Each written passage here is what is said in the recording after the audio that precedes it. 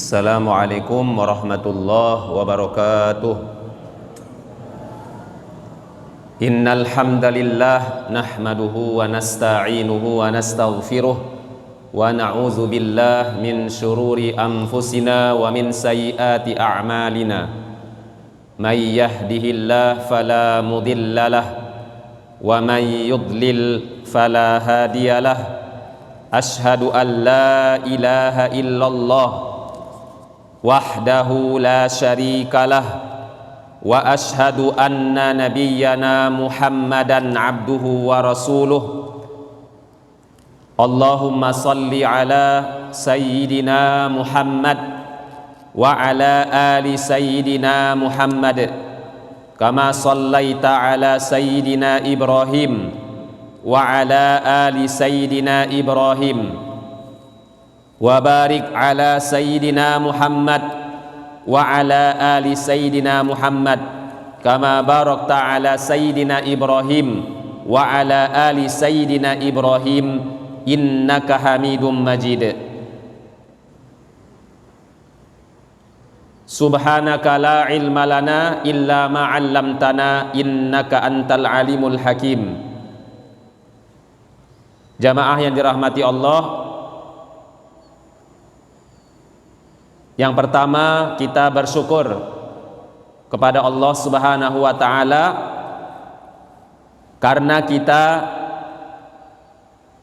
pada posisi yang sangat mulia, posisi yang diangkat dan ditinggikan Allah Subhanahu wa taala. Kedudukan kita sebagaimana yang disebutkan oleh Rasulullah sallallahu alaihi wasallam, innal malaikata la tad'u ajnihataha li talibil ilmi ridwan bima yatlubu, rawahul Imam Ahmad. Sebagaimana dalam hadis Nabi, Rasulullah sallallahu alaihi wasallam pernah menyampaikan, sesungguhnya malaikat, para malaikat semuanya mereka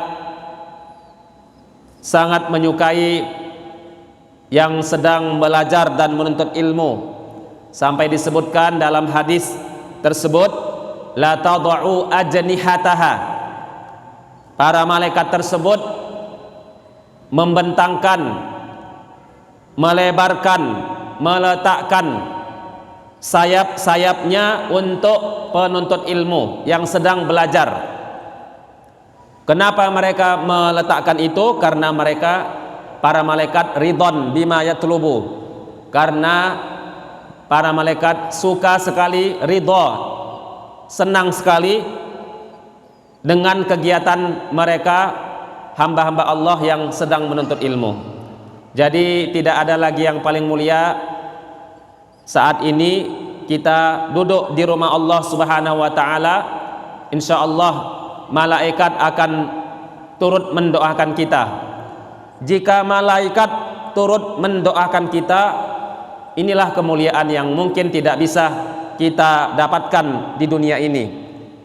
Mungkin kalau seandainya yang mendoakan manusia, doanya bisa jadi tidak terkabul. Yang mendoakan kita sendiri, diri kita, mungkin ada dosa yang terhalangi. Tetapi kalau malaikat yang mendoakan kita, malaikat mendoakan untuk kita agar diampunkan dosa kita, diberikan rahmat, diberikan hidayah, diberikan kemudahan, diberikan keberkahan, apalagi yang kita cari. Maka majelis-majelis yang baik seperti ini insya Allah tidak akan sia-sia untuk yang menghadirinya. Bukan karena kita sudah tahu atau tidak tahu, bukan karena kita misalnya sekedar menjalankan perintah atasan, tetapi sebenarnya hal ini harus dibersihkan dulu. Kita harus bersihkan diri kita. Kita hadir bukan karena perintah, kita hadir bukan karena kewajiban, tetapi sebenarnya kita hadir karena semata-mata mencari ridho Allah Subhanahu wa ta'ala. Maka Di sini insya Allah tidak ada yang tidak baik, karena ini akan membawa kita ke jalan surga. Sebagaimana dalam hadis Nabi yang lain disebutkan, man salaka tariqan yaltamisu fihi ilman sahhalallahu bihi tariqan ilal jannah. Siapa saja yang berjalan dari rumahnya, dari tempat tinggalnya menuju suatu tempat, dia menuntut ilmu, dia belajar, maka Allah yang akan memudahkannya nanti di akhirat jalan menuju surga. Subhanallah, betapa banyaknya sarana dan wasilah untuk mendapatkan ridho Allah ini. Betapa banyaknya pintu-pintu menuju surga ini yang mudah, tidak susah kita hadiri atau kita laksanakan. Bapak Ibu jamaah yang dirahmati Allah Subhanahu wa taala, insya Allah beberapa menit ke depan ini kita akan coba untuk mentadabburi ayat Allah dan mendalami hadis Nabi yang berhubungan dengan rahmat, yang berhubungan dengan rahmatnya Allah Subhanahu wa taala. Sebagaimana yang sudah kita ketahui bahwa di antara nama Allah itu disebut namanya Ar-Rahman dan Ar-Rahim. Di dalam suratul Fatihah pun itu disebut sebagai satu ayat. Sebahagian ya para ulama ya mewajibkan, ya para ulama mewajibkan ini harus dibaca. Kemudian di dalam surat Al-Fatihah sendiri juga sudah ada kalimat Ar-Rahman Ar-Rahim, menunjukkan pentingnya kita untuk memahami bagaimana Allah Subhanahu wa taala itu sangat memiliki rahmat, memiliki kasih sayang, memiliki sifat yang sangat berhubungan sekali dengan hamba-hamba ini. Tanpa ada kalimat rahmat atau tanpa ada rahmat sifat Allah ini, maka kita tidak akan bisa menuju surganya Allah. Makanya dalam doa kita selalu berdoa, misalnya doa yang diajarkan oleh Rasulullah sallallahu alaihi wasallam, Allahumma rabbi auzi'ni, contohnya rabbi auzi'ni an ashkura ni'matakal lati an'amta alayya, ya Tuhanku berikan aku kesempatan untuk dapat mensyukuri nikmatmu, wa ala walidayya, dan bersyukur atas nikmat yang telah engkau berikan kepada orang tuaku, wa an a'mala salihan tardah, berikan aku kesempatan untuk bisa beramal solih. Terus wa aslih li fi zurriyati, dan seterusnya. Ada lagi kalimat wa adkhilni bi rahmatika fi ibadikas salihin, masukkanlah aku ya Allah dengan rahmatmu. Bukan karena amal kita. Kita masuk surga itu bukan karena amal kita. Masuk surga itu karena rahmatnya Allah. Wa adkhilni bi rahmatika fi ibadikas salihin, masukkanlah aku ya Allah dengan rahmatmu, dengan kasih sayangmu di dalam golongan orang-orang yang solih. Karena tidak ada lagi yang mulia di dunia ini kecuali standar minimalnya adalah solih. Kalau nggak solih itu nggak mulia. Ya, jadi standar minimal orang yang dicintai Allah, yang menunaikan hak Allah dan haknya Rasulullah, itu adalah solih. Jika dia tidak soleh, berarti tidak dicintai oleh Allah Subhanahu wa taala. Karena itulah yang paling ringan atau yang paling kecil, yang paling sedikit standar standar kedudukan hamba Allah di permukaan bumi ini yang dicintai oleh Allah Subhanahu wa taala.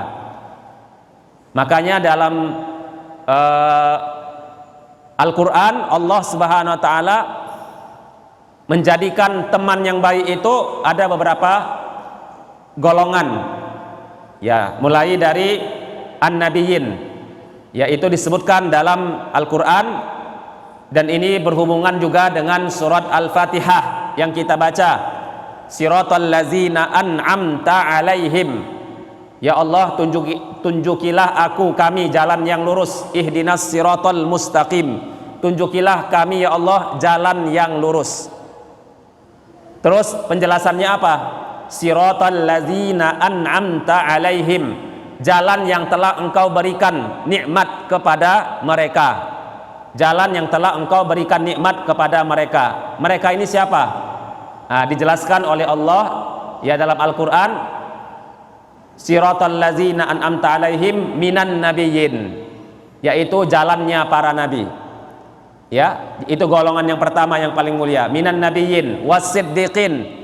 Ya, wasiddiqin ini orang-orang yang sudah jujur hatinya, perbuatannya, perkataannya.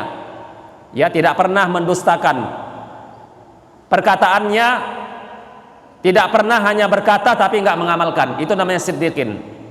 Ya, siddiqin itu apabila seseorang sudah mampu mengucapkan mengamalkan apa yang sudah diucapkannya, bukan sekedar saya ingin ini, saya ingin itu, tetapi semua yang diucapkannya itu cuma 50% yang bisa diamalkannya. Itu belum siddiqin namanya. Dan ini siddiqin biasanya posisinya sangat banyak di kalangan para sahabat Nabi.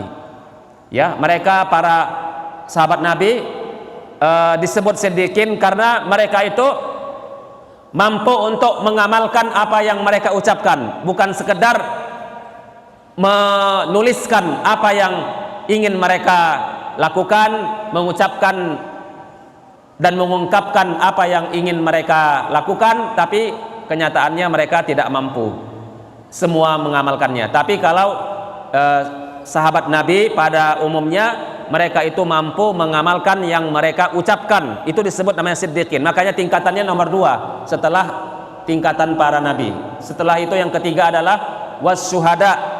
Ya, mereka yang mampu berjuang di jalan Allah Subhanahu wa taala, ya, berjihad, baik itu bentuknya fisik, baik itu bentuknya non fisik, itu semuanya disebut asyuhada.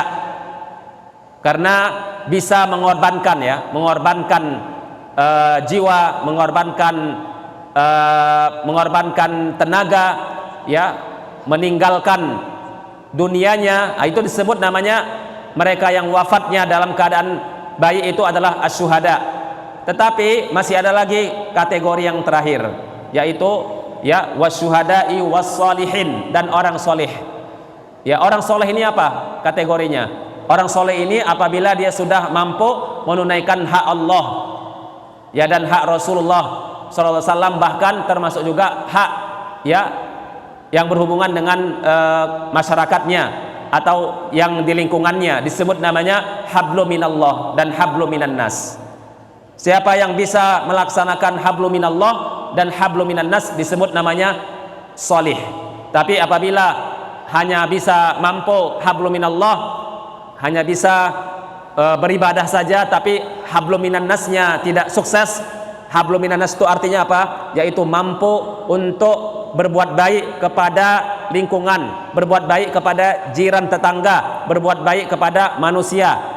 Jadi dia hidupnya tidak hanya sendirian, dia hidupnya itu bermasyarakat, hidupnya itu bersosial, hidupnya itu berorganisasi, hidupnya itu hidup bersama yang lainnya. Dia mampu untuk melewatkan sesuatu yang dianggapnya itu, ya, merendahkan, ya, merendahkan dirinya, tetapi dia bisa mengalah dalam kehidupannya. Insya Allah itu semua disebut namanya sukses dalam hablu minan nas. Ya, sabar, ya, menghadapi berbagai macam tingkah laku manusia, ya, sabar terhadap tingkah laku atau hal-hal yang menyakiti dirinya, menyakiti hatinya, menyakiti dirinya, menyakiti keluarganya. Itu namanya disebut sudah mampu dalam hal hablu minan nas.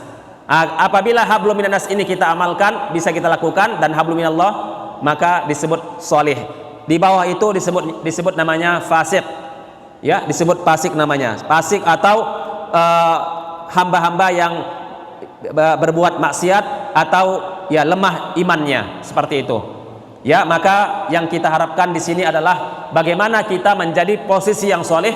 Kita harus melakukan segala aktivitas-aktivitas yang baik. Ya, innal hasanati yuzhibnas sayiat, sebagaimana yang sudah kita diajarkan oleh Allah Subhanahu wa taala. Ya, sesungguhnya kebaikan itu pasti akan selalu membawa kepada ya hal-hal yang menghapuskan dosa-dosa kita.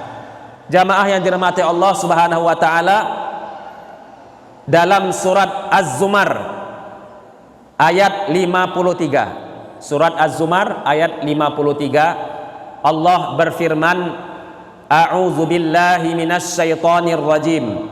Qul ya ibadiyalladzina asrafu ala anfusihim la taqnatu mir rahmatillah.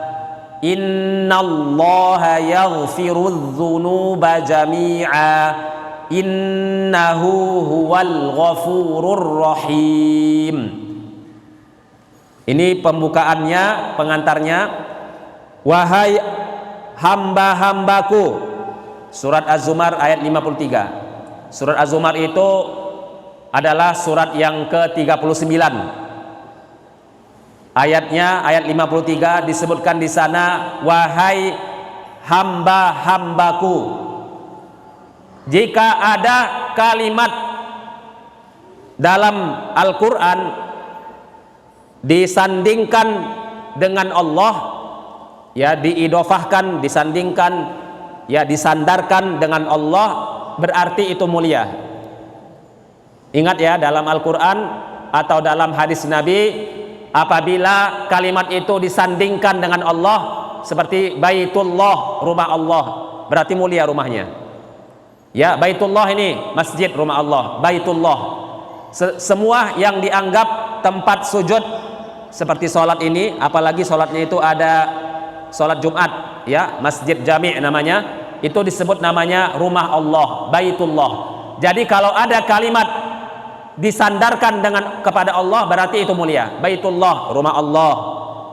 Apalagi ahlullah, keluarganya Allah, mereka yang menghafal Quran, mereka yang menjadi andil terhadap Al-Quran, memiliki peran terhadap Al-Quran, disebut namanya keluarganya Allah, ahlullah, mulia. Terus apa lagi? Ya, misalnya apa lagi? Rahmatullah, rahmatnya Allah. Itu berarti mulia. Abdullah, hambanya Allah, itu mulia. Ketika dalam surat Az-Zumar ini disebutkan kalimat ya ibadi, wahai hamba-hambaku, berarti mulia. Berarti ada yang mulia di sini. Ya, berarti ada yang mulia di dalam ayat ini. Siapa itu hambaku? Berarti hambaku ini bukan orang kafir, bukan pula orang fasik tadi yang saya sampaikan, tetapi ini adalah orang-orang yang beriman. Ya, orang-orang yang soleh, itu maksudnya. Kalau ada Allah panggil atau Allah sebutkan dalam Al-Quran, dan setelah kalimat itu ada Allah, ya, hambaku, hambaku, hambaku, hamba Allah, ibadur rahman, hambanya Allah yang maha penyayang, berarti kalimat yang sebelum ar-Rahman, kalimat sebelum Allah itu mulia. Seperti yang saya contohkan tadi, Baitullah, berarti mulia itu rumahnya. Ya, Baitullah, rumah Allah, mulia. Bukan Baitus Syaiton. Ya, bukan baitun yang setelah itu ada kalimat yang bukan Allah. Kalau jika ada Allah setelahnya, berarti mulia. Seperti ini, ibadi, wahai hambaku, wahai hamba-hambaku. Hambaku ini berarti adalah mulia.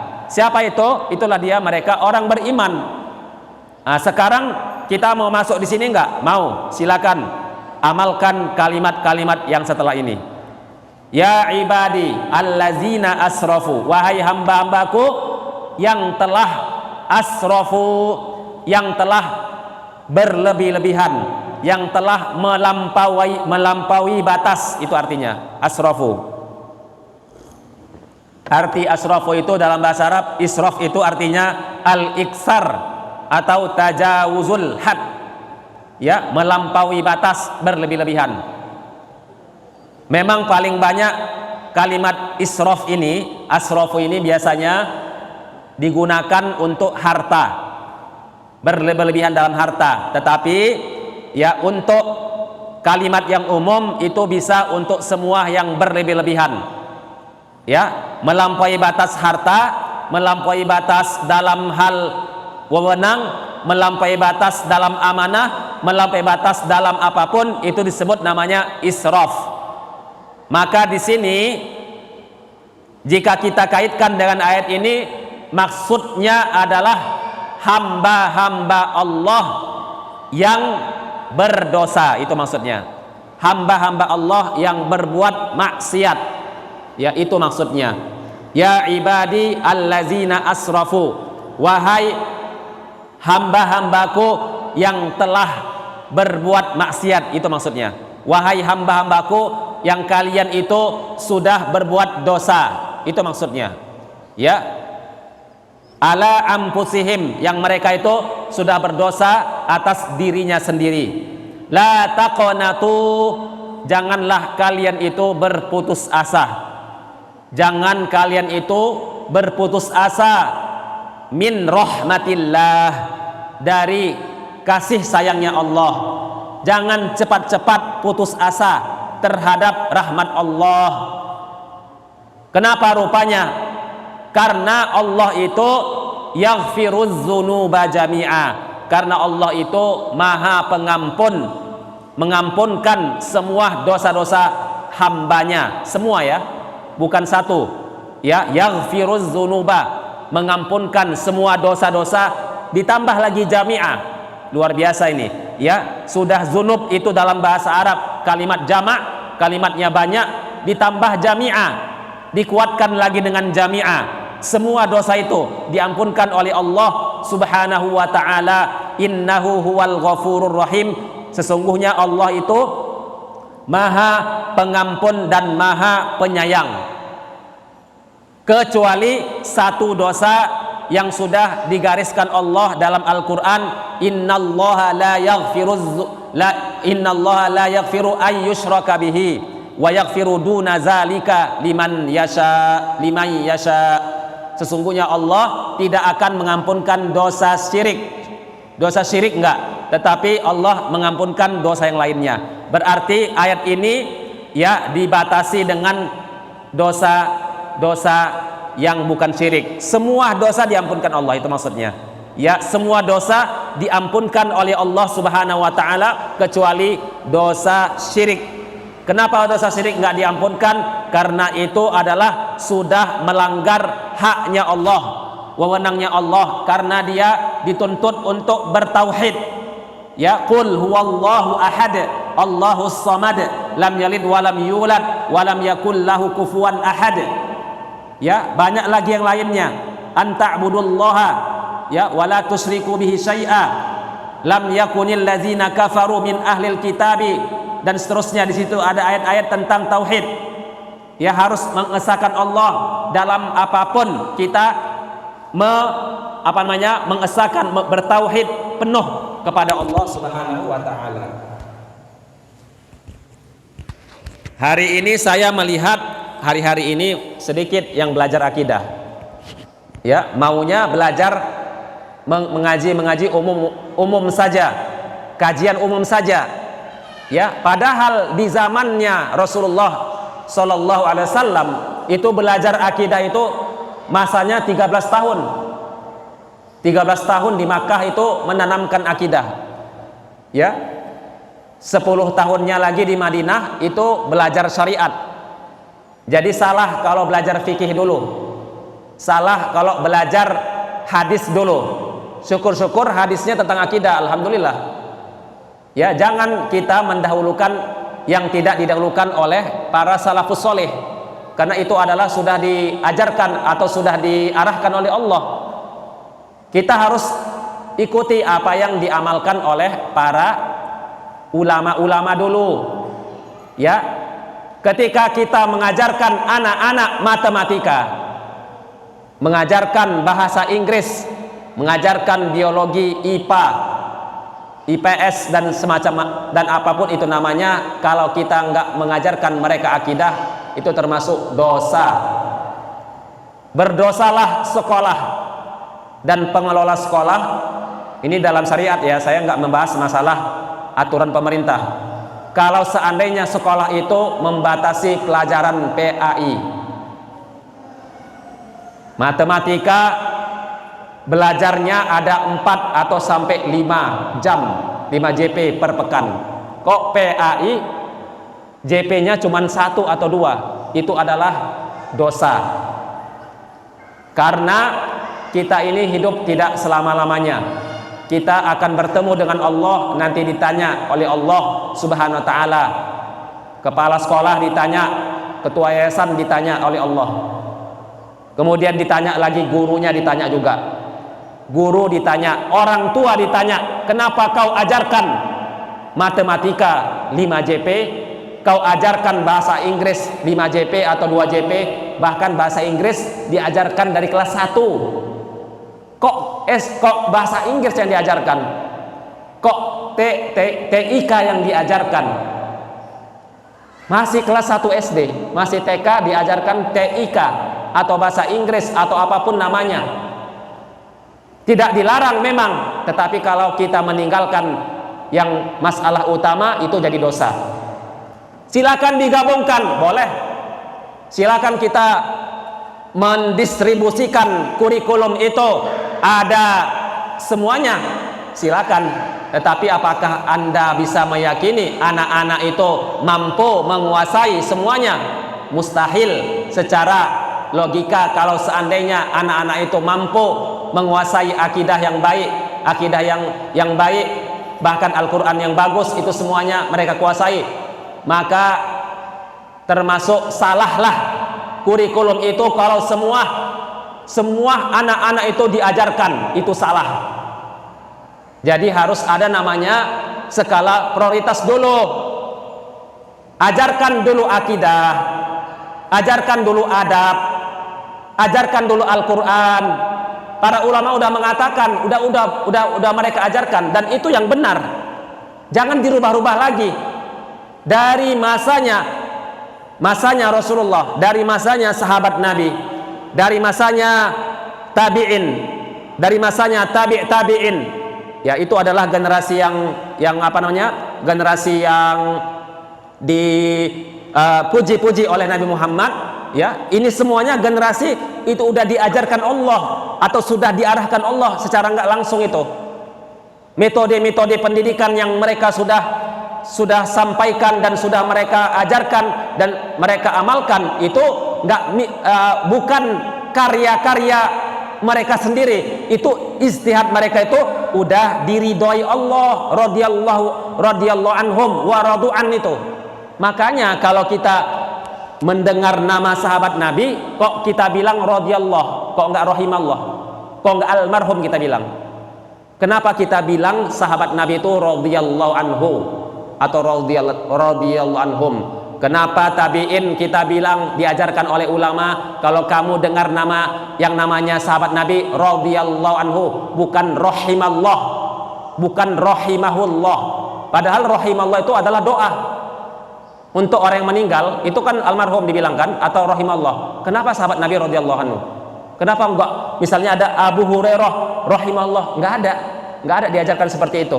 Ya, kita ketemu misalnya dengan Abdullah ibnul Mubarak, Hasan al-Basri, kita bilang apa? Bukan rahimahullah.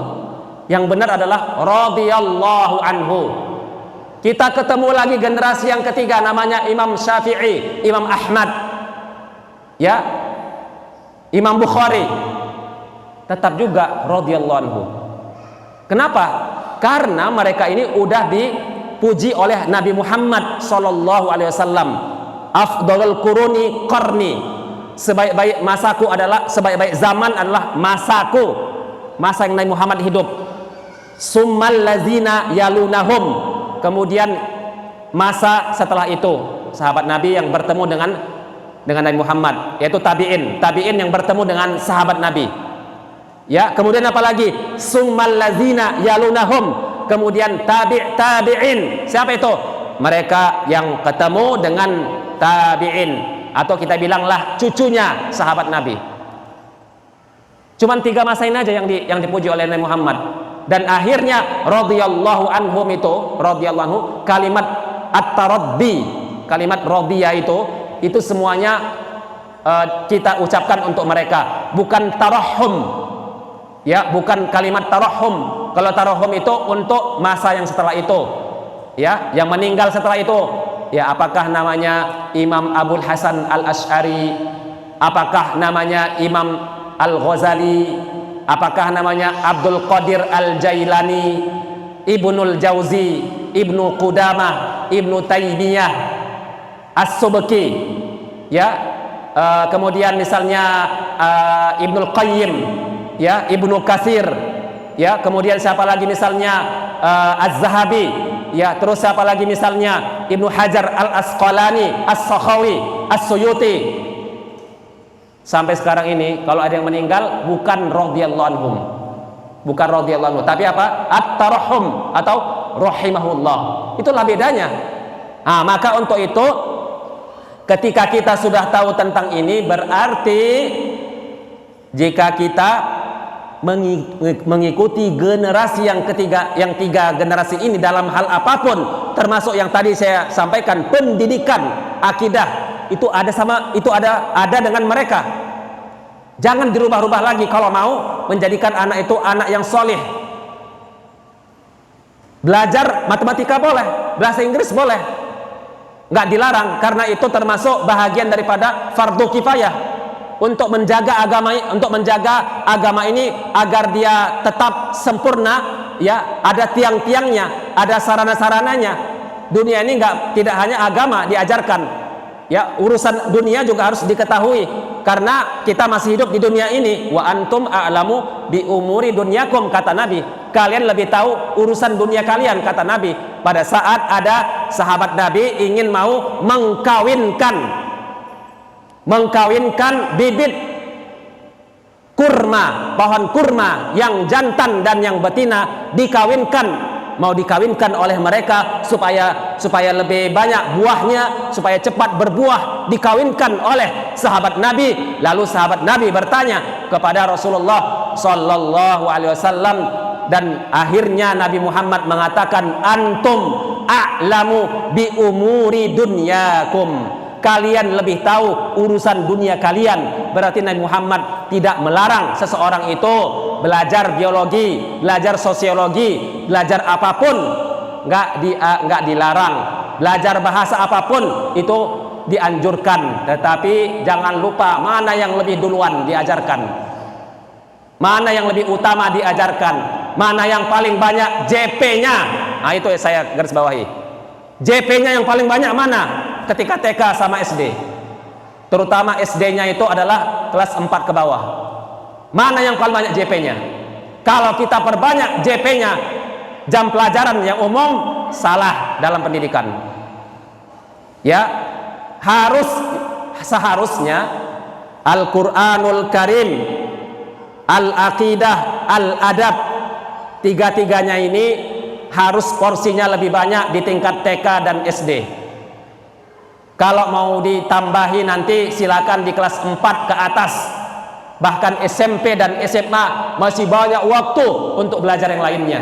Tapi kalau TK sama SD, ya seharusnya kita ikuti cara salafus soleh, cara generasi dulu mengajarkan anak-anak mereka. Bahkan dari usia 3 tahun itu udah belajar, bukan kelas 6 belajarnya. Bukan 6 tahun belajar.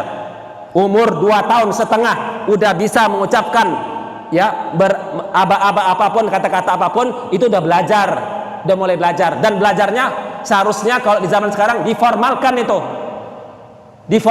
belajarnya seharusnya umur 3 tahun, bukan belajarnya non formal, seharusnya seperti itu. Tapi karena memang kita belum mampu untuk membuat sekolah formal, ya paling tidak ini adalah ikhtiar dari orang tua masing-masing untuk memaksimalkan dirinya. Apakah disebut namanya sekolah di rumah saja, ya, untuk khusus yang mereka masih balita. Baik, selanjutnya kita masuk kepada materi inti, yaitu hadis yang sudah disebutkan di dalam lembaran yang sudah dibagikan ini. Sebelumnya saya sampaikan bahwa mengutip ayat yang tadi, kesimpulannya bahwa rahmat Allah itu ya sangat luas, lebih luas daripada kemarahannya. Ya, lebih luas daripada kemarahannya. Kita tengok ya, yang pertama di situ kalimat rahmat ada. Tapi Allah juga menyebutkan keampunan. Berarti apa? Allah itu sudah tahu bahwa hambanya akan berdosa. Allah itu akan tetap tahu bahwasanya hamba itu tetap dalam posisi hambanya itu berdosa terus. Ya, nggak ada yang nggak berdosa.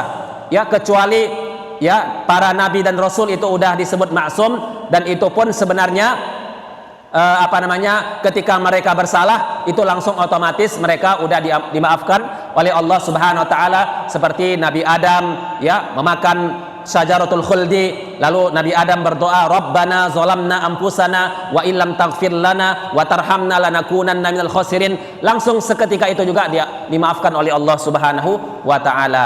Maka kesimpulan ayat yang udah dibaca tadi, ya rahmat Allah itu lebih luas daripada kemarahannya. Rahmat Allah itu, kalau Allah marah, Allah itu marah atau tidak suka, itu memang sesuatu yang memang ada dalam sifat Allah. Tetapi ketika hamba ini mau untuk berhusnuzon kepada Khaliqnya, kepada Allah, maka Allah itu akan sayang kepada dia. Makanya hadis ini nanti kita akan simpulkan, sebenarnya hadis ini adalah hadis tentang roja, ar-roja, tentang roja. Jadi ketika kita mempelajari tentang tazkiyatun nafsi, maka banyak istilah-istilah yang harus kita ketahui. Di antaranya adalah namanya ar-roja, ya, al-roja dan khauf. Biasanya kalimat ar-roja disandingkan dengan khauf. Ini dua kata yang nggak bisa dipisahkan, dua-duanya harus ada. Saya berusaha untuk menyampaikannya secara sederhana supaya tidak sulit ya. Apa itu maksud ar-roja? Ya, jadi ini sebenarnya hadis ini nanti akan berkaitan dengan ar-roja. Ya, apa arti ar-roja itu? Maksudnya apa? Yaitu seperti yang disampaikan oleh Imam Ibnu Hajar, Al-Hafiz Ibnu Hajar Al-Asqalani dalam kitab Syarah Bukhari ya, Fathul Bari, disebutkan wal maksudu minar roja'i, ya maksud daripada ar-roja itu adalah anna man waqa'a minhu taqsirun fal yuhsin zannahu billah. Itu satu. Yang pertama, siapa saja yang menyangka, siapa saja yang merasa bahwa dirinya itu banyak kelemahannya, banyak kekurangannya, maka fal yuhsin zannahu billah, berbaik sangkalah kepada Allah. Itu maksudnya. Jangan kita itu cepat kali putus asa karena kita ini lemah ilmu, lemah iman, ya, lemah pemahaman. Pokoknya lemah semuanya. Ya, nggak ada lagi yang di dalam diri kita ini kita bilang nggak lemah. Tapi jangan lupa, boleh lemah, boleh kita itu rendah diri, boleh, dan itu baik. Ya, supaya tidak takabur. Tapi fal yuhsin, kalau kita sudah merasa seperti itu bagus sebenarnya. Itu kesempatan untuk berbuat baik. Maka fal yuhsin zannahu billah. Kalau kita lemah, jangan buruk sangka kepada Allah. Nah, itu maksudnya. Itu adalah ar-roja. Itulah maksud roja yang bisa kita pahami dengan sederhana. Yang kedua, pemahaman roja adalah kalau kita berdosa, ya, tadi kan kelemahan diri. Kalau kita berdosa memang, ya, maka kita berharap ar-roja, yarju, roja. Maka kita berharap, roja itu kan artinya berharap. Kita berharap Allah hapuskan dosa kita. Yarju ayyam huwa anhu zambahu. Allah Subhanahu wa taala kita berbaik sangka, kita berharap, roja ya, roja artinya harap, berharap ya, berharap optimis ya, Allah menghapuskan dosa hambanya, Allah menghapuskan dosa kita. Itulah arti roja. Gampang kan untuk memahaminya? Roja itu adalah ya berbaik sangka kepada Allah atas kelemahan diri kita, supaya kita itu disempurnakan Allah di hari kiamat nanti. Kemudian apa lagi? Kita berbaik sangka, kita berharap kepada Allah agar Allah menghapuskan dosa kita. Berarti kalimat roja ini penting untuk kita jadikan sebagai keyakinan kita, karena jangan sampai kita hanya takut-takut terus, khauf terus ya. Makanya roja sama khauf harus disandingkan. Khauf boleh, khauf itu artinya apa? Takut azab, takut neraka, ya, takut Allah murkai, boleh, itu bagus. Ya, itu namanya takwa, itu takwa, bertakwa, takut kepada Allah. Tapi supaya kita ini memiliki prestasi sebelum meninggal, supaya kita itu meningkat dalam amal solihnya, ar-roja harus ada. Nanti kalau takut terus, nggak mau mengamalkan, takut ria, nggak jadi sholat di masjid, kan itu kan takut, ya, takut ria, takut apa, takut ini, akhirnya murung di rumah, nggak bisa melaksanakan apa-apa. Nah, maka khauf ini harus disandingkan. Takut ini, kalimat takut atau rasa takut, oh itu boleh, itu adalah fitrah manusia. Takut azab, takut disiksa oleh Allah, takut azab kubur, contohnya takut nggak diterima Allah amalnya, itu sesuatu yang baik. Tetapi jangan pula nggak kita sandingkan dengan ar-roja, karena roja itu sebenarnya adalah yang paling utama, karena roja itu berhubungan dengan keluasan rahmatnya Allah subhanahu wa ta'ala. Ayo kita sama-sama baca. Haddasana, ikuti saya.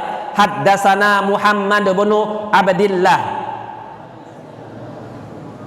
ibni Numair. Haddasana Abi. Haddasana Abdul Malik an Atha an Abi Hurairah anin Nabiyyi sallallahu alaihi wasallam qala inna lillahi mi'ata rahmatin anzala minha rahmatan wahidah bainal jinni wal insi wal bahaimi wal hawami fiha yata'atafuna wa biha yatarahamuna wa biha ta'tiful wahshu ala waladiha wa akharallahu tis'an wa tis'ina rahmatan yarhamu biha ibadahu yaumal qiyamah. Rawahu Muslim. Hadis ini bisa dicari, bisa dilihat di dalam Sahih Muslim, ya, dan ada juga maknanya yang sama tapi beda redaksi sedikit di dalam Sahih Bukhari, ya, nomor 6000-an hadisnya. Kalau di Sahih Bukhari, ada juga di Sahih Ibnu Hibban. Tetapi saya ambil, ya, dalam kajian ini adalah hadis dari Sahih Muslim, ya. Imam Muslim mengatakan, Imam Muslim itu kalau saya sampaikan kapan masanya pada abad keempat, ya. Jadi kalau kita bilang Imam Muslim bukan radhiyallahu anhu, qala Imam Muslim radhiyallahu anhu, bukan, tapi qala Imam Muslim rahimahullah. Kenapa? Karena Imam Muslim bukan termasuk 3 generasi yang tadi, tapi Imam Muslim pernah belajar, ya, dengan, ya, generasi yang ketiga. Itu jadi gurunya namanya Muhammad. Ini Muhammad namanya Muhammad. Jadi kalau kita misalnya bilang Muhammad itu radhiyallahu anhu, ya, Muhammad ibnu Abdillah, ya. Terus bin Numair. Jadi ada namanya Muhammad bin Abdillah bin Numair. Terus Muhammad ini belajar langsung ke ayahnya. Ini subhanallah.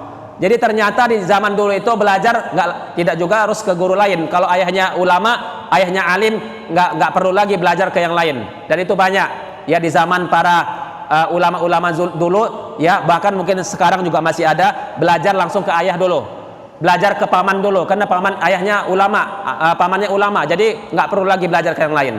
Ya, seperti itu. Seperti ini, ya, ayahnya memang ulama hadis, ayahnya juga termasuk yang banyak mengambil hadis, yaitu haddasana abi, ya, ayahku mengajarkanku. Ayahnya siapa? Abdullah, ya, pasti, karena ada kalimat Muhammad bin Abdullah.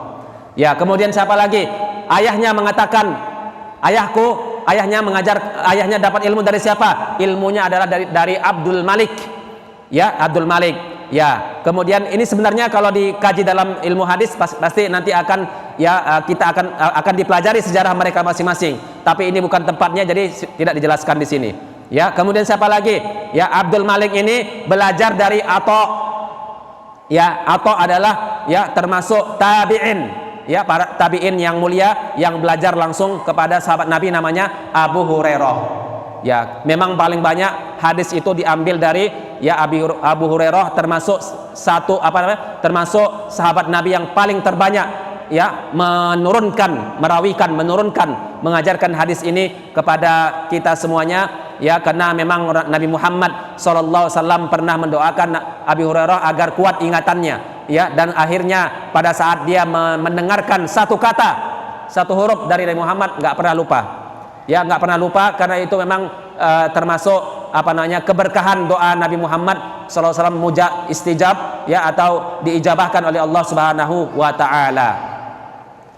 Bagaimana Nabi Muhammad SAW pernah menyampaikan, ya, bersabda, innalillah mi'ata rahmah, sesungguhnya Allah itu memiliki 100 rahmat, ya, 100 kasih sayang. Ya, jadi kalau kita bagi, kalau misalnya gini, ibarat kayak seperti klaster gitu ya, klaster, kalau kita bagilah itu ada 100 klaster, ada 100 bahagian rahmat itu Allah miliki. Ya, terus tetapi anzala minha rahmatan wahidah, dari 100 rahmat Allah ini, ya, tapi cuma satu aja yang Allah turunkan ke bumi. Allah turunkan ke dunia ini hanya satu. Allah bagi satu aja, ya, hanya satu rahmat Allah yang diturunkan, yang dibagikan Allah kepada hamba-hambanya atau kepada dunia ini semua. Terus sisanya di mana? Sisanya 99 itu sisanya masih disimpan Allah. Di mana disimpan Allah? Nanti akan diberikan di hari kiamat. Tapi kita jelaskan dulu. Jadi rahmat Allah yang satu ini saja itu udah cukup sekali untuk kita. Ya, cukup untuk kebutuhan jin. Jin mau membuat singgasana, jin mau membuat apapun di dunia ini, itu jin udah cukup satu rahmat. Satu rahmat ini aja itu cukup untuk manusia, dari Nabi Adam sampai manusia yang terakhir sampai hari kiamat. Rahmat itu cukup untuk manusia, untuk kebutuhan manusia, untuk keinginan cita-cita manusia, untuk mimpi besar manusia, mau membuat kerajaan, mau membuat singgasana manusia di dunia ini, silakan. Rahmatnya masih cukup, satu aja cukup. Ya, cukup juga untuk bahaim dan hawam, cukup juga untuk binatang, baik binatang itu yang binatang tidak buas, ya, binatang yang berkaki 4, ya, atau binatang-binatang yang buas seperti singa, ya, itu semua cukup. Mau binatangnya kakinya 4 cukup, ya, mau binatangnya tidak berkaki juga cukup, sudah cukup semuanya itu. Ya, bahkan dalam riwayat hadis yang lain disebutkan juga termasuk juga dalam hal ini adalah pada saat kuda, ya, pada saat kuda yang liar, ingin mau melindungi anaknya, mungkin ada binatang lain ingin mau mengganggu anak kuda. Terus kuda ini langsung secepat kilat melindungi anaknya, itu juga rahmat. Itu juga rahmat kata Rasulullah. Itu juga termasuk kasih sayang Allah kepada kuda, karena kuda itu cepat sekali melindungi anaknya. Memang kalau dilihat dari semua binatang yang Allah ciptakan, tidak ada yang paling cepat dalam hal, ya, merespon yang dia lihat dan dia dengar kecuali kuda. Ya, silakan diteliti. Ya, kalau kita seperti ini mungkin kita nggak ahlinya. Ya, apa yang diucapkan Nabi itu semuanya benar. Kenapa Nabi kok nggak bilang ayam jantan? Kenapa Nabi nggak bilang kuda? Nggak bilang gajah sama beruang?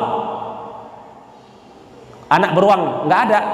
Tapi Nabi bilang adalah kuda. Itu contoh aja. Berarti memang, ya, apa yang diucapkan Nabi itu semuanya benar. Memang kudalah memang yang paling cepat respon untuk memelihara, untuk melindungi anak-anaknya, seperti itu. Kalau kuda aja udah termasuk rahmat Nabi, apalagi beruang, anak beruang, apalagi anak kucing. Kalau anak kucing diganggu yang lain, anak ayam apalagi yang suka kita lihat. Anak ayam kalau saya diganggu sama binatang, pasti ayamnya, induknya pasti mau mematok, ya, orang apa siapapun yang akan mengganggunya. Nah, itu adalah rahmat Allah Subhanahu wa taala. Ya, fiha yata'atafun. Ya, dengan satu rahmat ini, ya, mereka yang tadi itu mau jin mau manusia, binatang itu yata'atafun, ya, mereka itu saling mengasihi, ya, wabiha yatarahamun, dan mereka dengan rahmat itu pula mereka saling menyayangi, wabiha ta'tiful wahsyu ala waladiha, bahkan binatang yang buas pun, ya, binatang yang buas pun, ya, dapat menyayangi anaknya, ya, dengan rahmat itu. Wa akharallahu, dan Allah simpan dan Allah tangguhkan, ya, 99 tis'an wa tis'ina rahmah, 99, ya, rahmat Allah itu, ya, nanti untuk hambanya di akhirat, nanti diberikan Allah. Jadi kalau kita simpulkan, tidak ada artinya dunia ini dibandingkan dengan 99 rahmat Allah yang akan diberikan nanti untuk kita di surga. Itu maksudnya. Berarti surga itu tidak ada bandingnya, ya, kalau dibandingkan dengan dunia kita yang sekarang ini. Ada yang bilang dunia ini besar, ada yang bilang dunia ini luas, ya. Yang dia lihat itu luas, dilihatnya langit, ya, luas, dilihatnya ada planet, ada bintang, ada matahari. Bahkan sampai sekarang nggak ada yang bisa ke matahari, ya, saking tingginya matahari itu, saking jauhnya matahari itu dari bumi, ya. Dibilangnya lah alam semesta ini atau jagat raya ini, ya, ini semuanya sangat luas.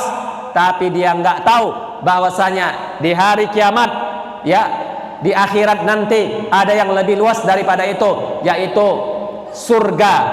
Ya, surga itu lebih luas. Wa jannatin arduhas samawati wal ard. Sesungguhnya surga itu lebih luas daripada, ya, langit yang tujuh langit, as-samawat. Bahkan bumi dan seisinya itu tidak ada lagi artinya kalau dibandingkan dengan luasnya surga. Itu surga saja belum tentu itu memenuhi 99 rahmat Allah, masih banyak yang lain dan itu kita nggak tahu. Berarti apa? Luar biasa rahmat Allah ini, ya, yang Allah berikan kepada hambanya nanti di hari kiamat. Tetapi pada saat kita tinggal di dunia, rahmat yang satu ini aja tidak habis-habisnya kita dapatkan. Rahmat kita sehat, dengan sehat kita itu rahmat Allah. Kita hidup itu karena rahmat Allah. Kita bisa bernapas itu rahmat Allah. Kita Islam rahmat Allah. Kita beriman rahmat Allah. Kita mendapatkan petunjuk dari Allah itu rahmat Allah, ya. Kita paham rahmat Allah. Kita bisa melaksanakan ketaatan rahmat Allah. Kita bisa bersyukur rahmat Allah. Kita bisa membantu orang lain rahmat Allah. Jadi apalagi yang bisa kita harapkan kecuali rahmat Allah? Maka hamba-hamba yang berdosa, hamba-hamba yang memiliki kekurangan, maka amalkanlah ar-roja, karena ar-roja itulah salah satu cara kita berharap agar Allah mengampunkan, ya, dosa-dosa kita dan menyempurnakan kekurangan-kekurangan kita. Sebelum saya akhiri majelis ini dengan tanya jawab atau diskusi, saya sebutkan salah satu daripada kisah, ya, para salafus soleh, ya, yang mana mereka ini adalah bahagian daripada cermin kita, ya, dalam beribadah, cermin kita di dalam, ya, melaksanakan ketaatan apapun, ya, yaitu dari Ibrahim bin Adham. Terkenal memang namanya, ya, tentang kesucian diri, ya. Pada suatu ketika Ibrahim bin Adham sendirian, ya, khala li at-tawaf, ya, sendirian tawaf. fi lailatin muzlimah, di malam yang gelap. Ya, kalau sekarang tawaf di Ka'bah, ya tawaf di Makkah, tawaf di sekitar Ka'bah itu memang terang-terang. Ya, itu sudah zamannya sekarang ya, bedalah. Ya, sudah cukup sekarang ini fasilitasnya. Dulu enggak. Ya, lailatin muzlimah, ya malam gelap, syadidatul mator, ya bahkan lebat hujannya. Oh, ternyata di Makkah bisa hujan juga. Memang bisa. Kadang-kadang ada hujan. Ya, kadang-kadang ada hujannya. Ya, walaupun jarang hujan, ya tetapi kalau hujan itu hujannya biasanya deras-deras. Ya, dan hujan perlu kita ketahui kalau hujan itu tanda rahmat ya. Ya, makanya minta kepada Allah, ya rahmat Allah itu minta kepada Allah, berdoa kalau hujan, ya minimal doanya Allahumma shayyiban nafi'a. Tambah lagi sama yang lain, termasuk ijabah, termasuk salah satu daripada wasilah kita untuk ijabah doanya pada saat hujan itu berdoalah sebanyak-banyaknya. Pada saat hujan turun yang lebat, ya malam gelap gulita, dia tawaf, dia mengadu kepada Allah Subhanahu wa taala. Ya, bagi yang pernah ke Ka'bah pasti merasakan itu. Ya, kalau kita sekarang ini enak duduk di masjid, enak nikmat di masjid, ya kita ini merasa khusyuk di masjid karena nggak ada godaannya, kurang godaannya, malaikat mendoakan kita. Apalagi kalau kita ya ibadahnya di Ka'bah, melihat Ka'bah aja sudah berpahala ibadah, melihat Ka'bah bukan tawaf, melihat Ka'bah aja udah dianggap ibadah. Lihat aja Ka'bah lama-lama, ya udah beribadah, nggak sia-sia itu. Tapi langsung ya, bukan dari TV, ya bukan dari videonya, bukan, langsung lihat Ka'bah itu sudah beribadah. Apalagi kalau kita tawaf memutari Ka'bah, itulah cara kita untuk ya bisa untuk mendapatkan keampunan dan rahmatnya Allah Subhanahu wa ta'ala. Maka Ibrahim bin Adham ini tawaflah dia. Pada saat tawaf sampai waktu sahur atau waktu mau menjelang subuh, ya diangkatnya lah tangannya itu. Ya summa rafa'tu yadayya ilas sama. Angkat tangan. Kalau doa itu angkat tangan. Jangan doa itu gini-gini aja, enggak. Angkat tangan doa. Itu adab namanya. Ya, adab berdoa angkat tangan. Angkat tangannya itu tanda kita ya merasa rendah diri di hadapan Allah Subhanahu wa taala. Faqultu Allahumma inni as'aluka an ta'simani an jami'i ma takrahu. Ya Allah, aku meminta kepadamu, doanya gini, ya Allah, aku minta kepadamu ya agar engkau menjagaku, membersihkanku ya dari semua yang tidak engkau sukai ya Allah. Bersihkan diriku ini ya Allah dari yang tidak kau sukai, dari yang tidak kau ingin, yang tidak engkau cintai, perbuatan yang tidak engkau cintai, sikap yang tidak engkau cintai, sifat yang tidak engkau sukai ya Allah. Bersihkan dari diriku, ya bersihkan dari diriku, selamatkan aku dari itu maksudnya, selamatkan aku dari semua yang tidak engkau sukai. Karena ikhlas doanya muncul sayup-sayup, ya muncul sayup-sayup ucapan yang nggak dilihat siapa orangnya. Ini bisa jadi malaikat, bisa jadi Allah Subhanahu wa taala itu mengutus malaikat untuk mengucapkan kata-kata kepadanya, dan itu boleh. Jangan dianggap itu sesuatu yang nggak boleh. Boleh aja seseorang itu mendengarkan kata-kata yang lain kalau memang posisinya dia dalam keadaan baik. Tapi jangan pula kita bilang ada orang dengar perkataan orang lain, perkataan dari yang gaib, ya perkataan yang gaib, tapi dia itu berbuat dosa banyak. Ya, dia tidak mengamalkan Islam, dia tidak mengamalkan sunnah, nggak pernah sholat berjamaah, ya nggak kelihatan kesolihannya, ya keluarganya juga nggak kelihatan kesolihannya. Tiba-tiba kita datang ke rumah dia dan kita percaya sama dia karena dia bisa mendengarkan yang lain-lainnya. Itu disebut namanya karomatus syaiton. Itu namanya karomat syaitan namanya. Ya, itu bukan karomatul aulia, itu namanya karomatus syaiton. Ya, tapi kalau karomatul aulia karena ketinggian kesolihannya, karena kebersihan jiwanya, karena kebersihan dirinya, Allah itu mau mengabulkan doanya. Bahkan dia bisa ya mendengarkan bisikan. Bisikan-bisikan yang mana bisikan itu tidak dilihat orangnya, tapi kok ada orang bilang seperti ini. Apa ucapannya? Ucapannya engkau minta kebersihan, engkau minta keselamatan, maka siapapun yang meminta kepadaku, maka aku akan kabulkan doanya. Dan ini contoh, ya, ini contoh bahwasanya siapapun kita yang berdosa dan memiliki kekurangan, maka rahmat Allah itu lebih luas daripada dosa-dosa kita. Demikian yang dapat kami sampaikan. Ya, semoga Allah Subhanahu wa taala membersihkan diri kita dari hal-hal yang tidak kita inginkan dan tidak disukai oleh Allah Subhanahu wa taala. Ya, bahwasanya dengan memahami keluasan rahmat Allah ini, kita berkesimpulan, kita berharap, optimis, berbaik sangka Allah itu tetap, ya, akan menghapuskan dosa kita dan akan memberikan yang terbaik kepada kita selama kita mau untuk merubah diri kita. Demikian yang dapat disampaikan. Wallahu alam wa sallallahu ala sayyidina Muhammad wa alihi wa sahbihi wa sallama tasliman katsira. Wassalamualaikum warahmatullahi wabarakatuh.